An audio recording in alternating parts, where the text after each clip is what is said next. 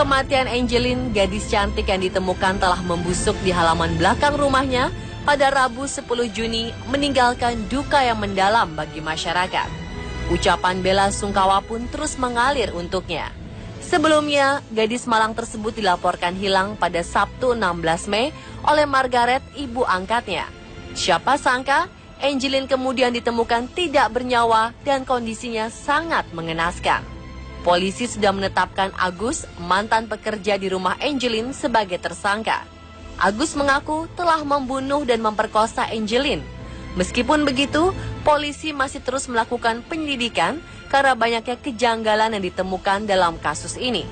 Ada teori yang mengatakan kalau ibu angkat Angelin, Margaret, terlibat dalam kasus pembunuhan ini. Namun kebenarannya masih harus terus diusut dan diselidiki. Apa saja kejanggalan yang ada dalam kasus Angelin? Berikut On The Spot merangkumnya dalam 7 kejanggalan kasus Angelin. Menurut berita yang dimuat oleh CNN Indonesia, disebutkan kalau kematian Angelin sesungguhnya sudah diperkirakan oleh Siti Sapurah, pendamping hukum Pusat Pelayanan Terpadu Pemberdayaan Perempuan dan Anak Denpasar yang sejak awal memantau kasus hilangnya Angelin. Siti mengatakan, anak selalu menjadi korban dari perlakuan orang tua yang seharusnya melindunginya. Sejak awal ia sudah berpikir negatif, Angelin sengaja dihilangkan. Ada sesuatu yang direncanakan rapi. Kejanggalan pertama yang mendasari pikiran buruk Siti itu adalah kenapa keluarga angkat Angelin tidak melaporkan hilangnya anak itu ke polisi lebih dulu sebelum menyebar kabar di media sosial dengan hadiah 40 juta rupiah bagi yang menemukan Angelin. Ketua Komisi Perlindungan Anak Indonesia, Aris Sirait, juga mencurigai hal yang sama. Ia menyebutkan, sungguh aneh, keluarga tidak langsung melapor ke polisi pada hari pertama hilangnya Angelin. Ia mempertanyakan mengapa keluarga justru membuat pengumuman pada laman akun Facebook berjudul Find Angelin, Bali's Missing Child. Angelin diduga hilang di halaman rumahnya sendiri pukul 15 waktu Indonesia Tengah pada 16 Mei 2015. Menurut hasil investigasi Komnas Perlindungan Anak, tetangga rumah yakin Angelin tidak diculik. Hal ini karena pagar rumah Angelin terkunci dan ia tidak terlihat keluar rumah. Siti Sapurah juga mengatakan Angelin tidak mungkin hilang di depan rumah. Dia tidak punya akses keluar dari pintu depan. Gerbang kunci dipegang ibu angkat yang bernama Margaret dan tangan kanan ibu angkatnya. Tetangga depan rumah Angelin pun kenal baik dengan Angelin dan mereka pasti tahu jika anak ini keluar rumah. Aktivis yang 20 tahun lebih menangani kasus-kasus kekerasan pada perempuan dan anak itu mengatakan tetangga depan rumah Angelin kenal baik dengan anak itu karena setahun sebelumnya bertugas mengantar jemput Angelin ke sekolah. Namun sejak tahun lalu, keluarga memberhentikan dia dari tugas antar jemput itu dan membiarkan Angelin berjalan sendiri sekitar 3 km ke sekolah. Kejanggalan selanjutnya adalah keluarga selalu menghalangi investigasi polisi di rumah mereka. Aris Sirait mengatakan polisi selalu gagal memeriksa kondisi rumah Angelin secara menyeluruh. Polisi hanya memeriksa beberapa ruangan rumah karena dihalang-halangi keluarga. Margaret mengaku terganggu atas pemeriksaan itu. Keluarga juga menghalangi Komnas Anak melihat sebuah kamar rahasia di dekat perkarangan belakang, lokasi penemuan kuburan Angelin. Polisi juga sempat mengeluarkan pernyataan yang sama. Selama masa pencarian Angelin, polisi menganggap keluarga angkatnya tidak kooperatif. Namun kepolisian beralasan membiarkan sikap tidak kooperatif saat polisi melakukan penyelidikan di rumahnya ini lantaran psikologis seorang ibu yang kehilangan anak. Kapolda Bali Irjen Polisi Roni F. Sompi mengatakan sejak laporan Margaret pada 16 Mei yang mengaku kehilangan anaknya, sebenarnya polisi langsung melakukan penyelidikan penyisiran di rumah korban Jalan Sedap Malam 26 Denpasar. Hanya saja diakuinya, petugas tidak bisa maksimal melakukan pencarian bukti dan fakta-fakta di rumah korban karena belum bisa masuk ke seluruh areal rumah korban yang cukup luas.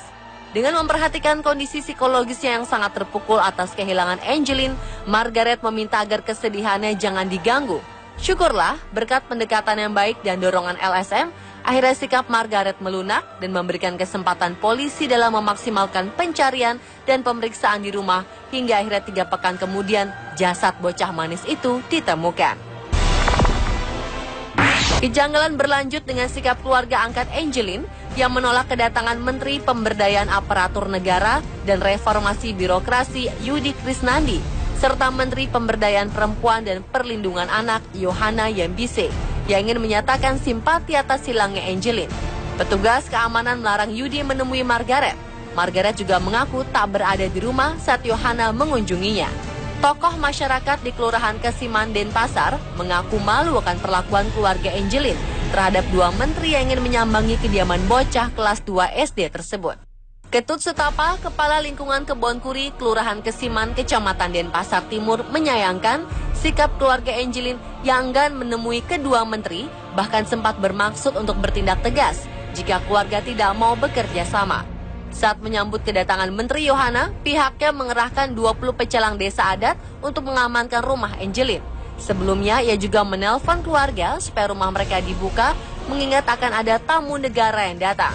Awalnya Margaret menolak kedatangan menteri, namun setelah dipaksa, ia berjanji siap menerima kedatangan tersebut dengan mengutus seorang anak yang bernama Christine. Tetapi sampai Menteri Yohana datang, Margaret sama sekali tidak terlihat. Komnas Perlindungan Anak menemukan rumah Angelin tak layak huni. Menurut Aris, kondisi rumah sangat berantakan dan bau kotoran hewan.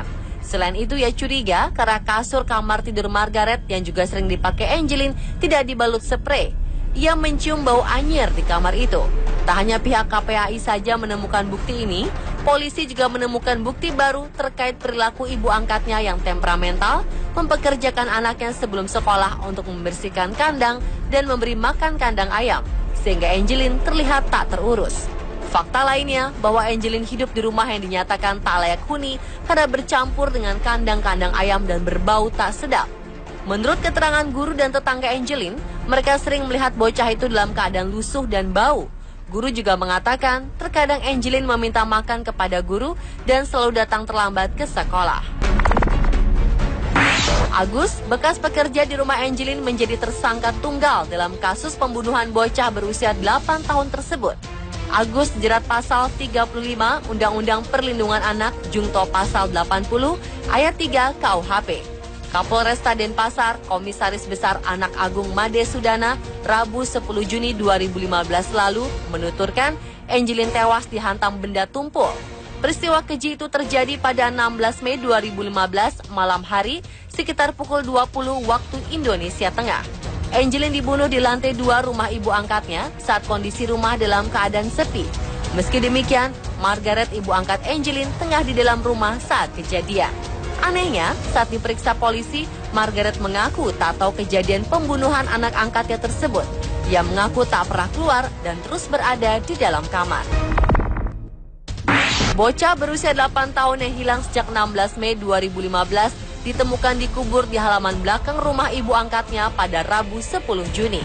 Dalam kasus pembunuhan tersebut, Margaret dan 2 kakak angkat Angelin diperiksa polisi, dan mantan pekerja di rumah ibu angkatnya Agus ditetapkan sebagai tersangka.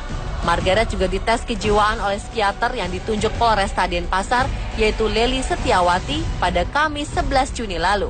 Hasilnya, Margaret merupakan psikopat, seseorang yang karena kelainan jiwa menunjukkan perilaku yang menyimpang seperti yang dimuat oleh detik.com. Hal ini mungkin menjelaskan hasil otopsi pada bocah cantik berusia 8 tahun itu ditemukan banyak luka lebam di daerah pinggang ke bawah. Ada juga luka lebam di dada samping kanan, leher samping kanan, dahi samping kanan, pelipis kanan, dahi samping kiri, batang hidung, pipi kiri atas, pipi kiri bawah telinga, leher samping kanan, dan leher kanan atas bahu. Kepala Instalasi Forensik RSUP Sanglah Denpasar, Dr. Dudut Rustaya di SPF, juga menyatakan adanya bekas jeratan tali di leher Angelin. Dalam kamar Margaret juga ditemukan darah yang hingga kini masih diperiksa asalnya. Pemirsa, telah 7 kejanggalan kasus Angelin versi On The Spot.